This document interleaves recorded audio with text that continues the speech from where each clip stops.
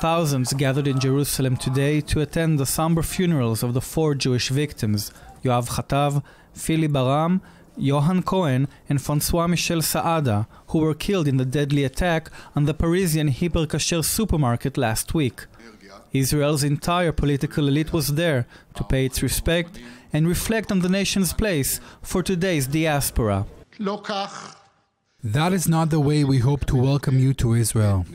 European leaders must be committed to act firmly to restore the sense of security of Jews across Europe in Toulouse, Paris, Brussels, or Burgas. It is inconceivable that in 2015, 70 years after the Second World War, Jews can be afraid to wear a yarmulke in Europe. These terrorists are not solely the enemies of the Jewish people. They are the enemies of all mankind, and it's time for civilized men to unite and purge them from within our ranks.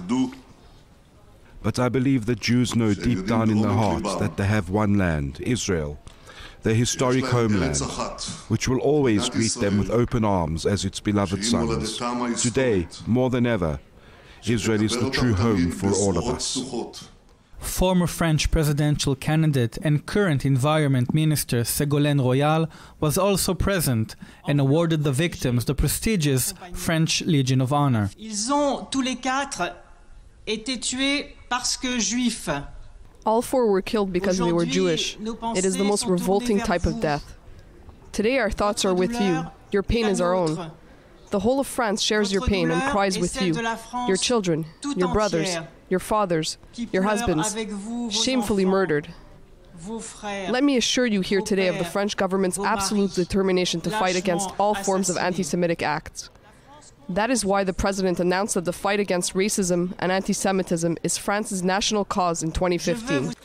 It was Valérie Baram, widow of Philippe Baram, whose short eulogy reminded all about the family's personal grief.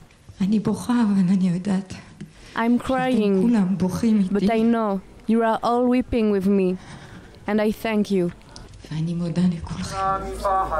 As the tributes and tears subside, many in Israel and in Europe are now waiting for actions to speak louder than words in hopes of not witnessing a similar tragedy in the future.